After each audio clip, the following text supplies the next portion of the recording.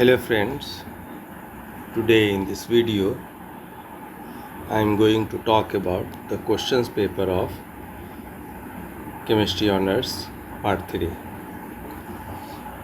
इसमें देखें बच्चों कि पहले ये फुल मार्क्स को देखें 100 और time 3 hours। Now this questions paper is question 2023। So candidates are required to give their answer in their own words as far as practical।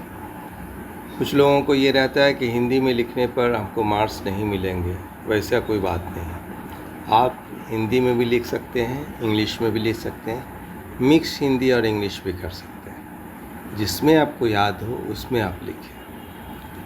Figures in the margin indicate full marks, ये इसको ही figure कहते हैं। ये full marks है, इसे ज़्यादा नहीं दिया जा सकता, कम तो जो है मिलेगा ही।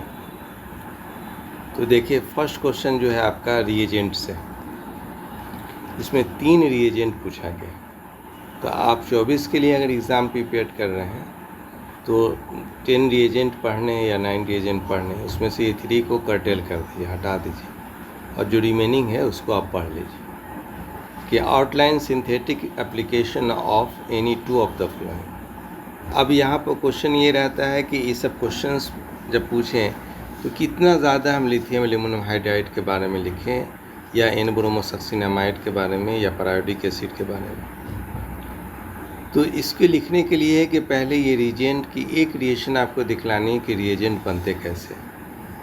एक रिएक्शंस के बाद आप इसकी एप्लीकेशंस को दिखलाएं कि ये रिएजेंट कितने तरह के फंक्शंस काम करते हैं। जैसे लिथियम एल्यूमिनियम हाइड्राइड रिड्यूसिंग का काम करता है, तो कहाँ किस किस फंक्शनल ग्रुप को रिड्यूस करता है। तो एक एक एग्जांपल्स आप उसका लिखेंगे इसमें। सो तो आउट ऑफ 3 में से 2 ही आपको सिलेक्ट करना है, क्योंकि यहाँ पर एक के लिए 10 है और दूसरे के लिए भी 10 है, तो टोटल 20 मार्क्स। अब सेकेंड क्वेश्चन से आपका reactions, name reactions. Name reaction भी 10 नेम रिएक्शन या 9 नेम रिएक्शन है। इसमें से 3 इसने पूछा है 23 में, 24 में ये तीनों का हटा दे के पढ़िए। तो इसमें कैसे लिखते हैं कि देखिए गिव स्टेटमेंट। स्टेटमेंट का मतलब है कि वुल्फ रीअरेंजमेंट है, तो क्या है वुल्फ रीअरेंजमेंट, किस तरह की रीअरेंजमेंट। या कर्टियस में जैसे एजाइड की रिएक्शन होती है, कर्टियस रीअरेंजमेंट, तो इसकी एक स्टेटमेंट आप देखें। या पिनाकोल या पिनाकोलोन रीअरेंजमेंट है, ये क्या है, एक स्टेटमेंट है कि किस तरह की अरेंजमेंट। उसके बाद आपको एक मैकेनिज़्म देना ही देना है। और applications of any 2 of the flowing, है ना, कि जो एप्लीकेशन है वुल्फ रीअरेंजमेंट का, कोई 2 रिएक्शंस आप लिखिए, या कर्टिस रीअरेंजमेंट का या पिनाकोलोन का, कोई 2 एग्जांपल्स आप लिखिए। मैकेनिज़्म लिखना है, स्टेटमेंट में लिखना है। तो आपका 2 क्वेश्चन, टोटल क्वेश्चन आपको 5 ही लिखने हैं। अगर आप इस दोनों को अटैम्प्ट कर दिया और इसमें भी 2 लिखने, इसमें भी 2 ही लिखने, तो 40 नंबर आपके ख़त्म हो गए। अब ये है कि ये फिनांथ्रीन वाला और ये जिसमें नेफ्थलीन एंथ्रासिन फिनांथ्रीन है पॉली न्यूक्लियर हाइड्रोकार्बन से।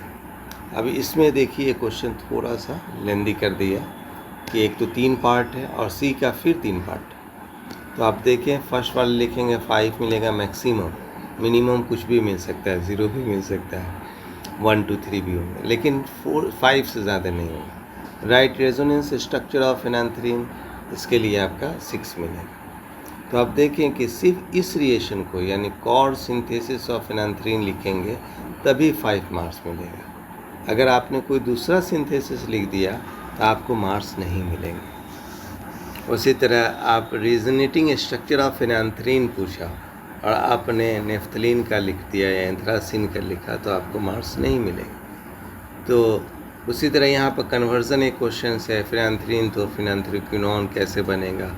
आप कोई ऑक्सीडाइजिंग एजेंट का यूज़ किया, तो क्या है ऑक्सीडाइजिंग एजेंट। फिनांथ्रोक्विनोन टू डाइफेनिक एसिड कैसे बनता है, और फिनांथ्रोक्विनोन टू फिनांथ्रीन कैसे बनता है।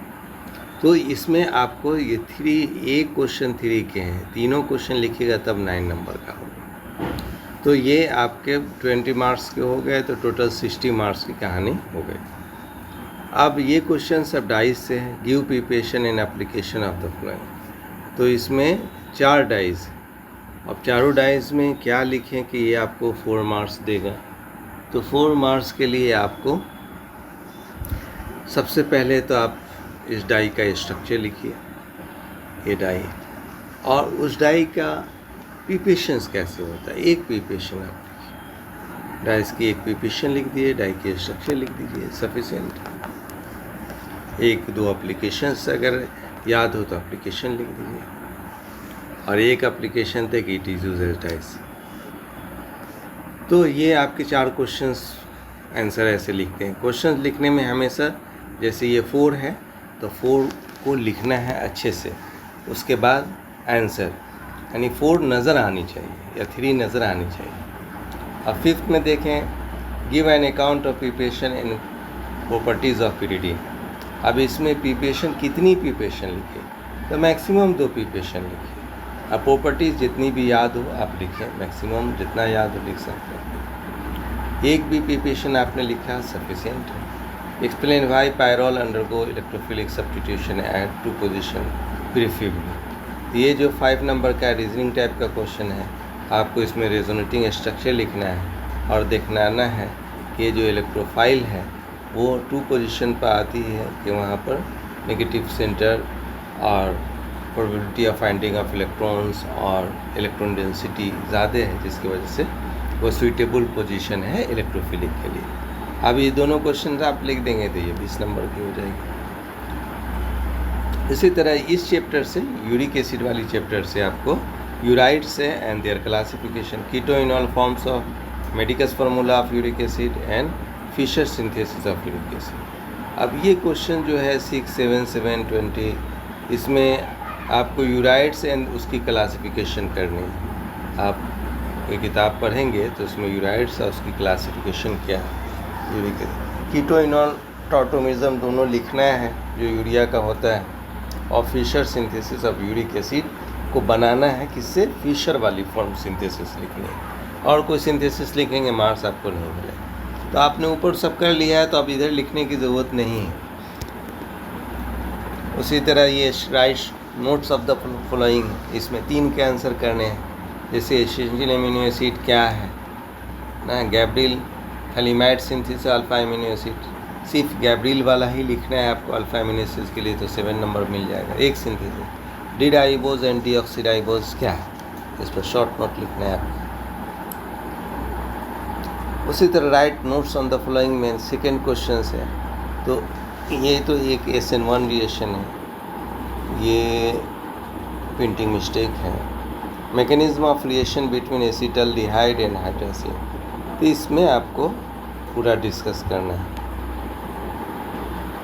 तो ऑलरेडी आप अगर 5 कर चुके हैं तो ये सब क्वेश्चंस टच करने की ज़रूरत नहीं है, और ये सब टच करेंगे तो उधर इस सब में लिखना कम रहता है, रीजनिंग है, लेकिन आपको फंडामेंटल क्लियर होना चाहिए कि SN1 reaction, SN2 reaction, SNI reaction, ये सब क्या है, एक एक एग्जाम्पल से। तो ये सब क्वेश्चंस लिखने में ज़्यादा मार्क्स मिलते हैं, लेकिन चूँकि उधर में आपका नेम रिएक्शन है तो आप उसी से कीजिए। अब देखिए, predict the product and mechanism the following, इसमें भी मैथमेटिक्स की तरह मार्क्स मिलेगा। ये HBr के साथ इसमें मार्कोनिकॉफ्स रूल अप्लाई होता है कि 2 ब्रोमो इथेन बनता है, तो ये कैसे, उसी तरह ये आपको रिएक्शन है, एसाइलेशन है। तो ये कहाँ पर, अभी आपने देखा 2 पोजीशन पर, इसमें 2 पोजीशन पर होगा तो उसका मैकेनिज़्म आपको दिखलाना पड़ेगा। उसी तरह अल्कोहलिक वेज के साथ रिएक्शन टू डबल बॉन्ड जो है, कैसे इसमें रिएक्शंस होगी, या कैसे सब्स्टिट्यूशन होगा या एलिमिनेशन होगा, तो डबल बॉन्ड कहाँ पर होगा, ये सब आपको डिस्कस करना है। तो ये जो तीनों क्वेश्चंस है वो 7 को छोड़ 8, 9 कंप्लीट मैथमेटिकल मार्क्स मिलेगा। आपने पूरा अगर एक्सप्लेनेशन किया है तो एग्ज़ामिनर खुश हो जाते हैं।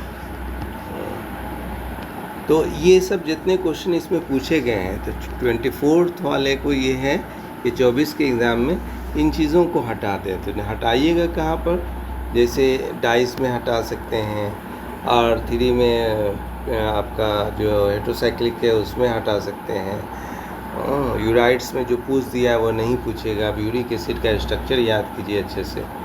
इसमें जो तीनों पूछ दिया है, इसको तीनों को हटाकर जो रेस्ट है उसकी प्रिपरेशन कीजिए।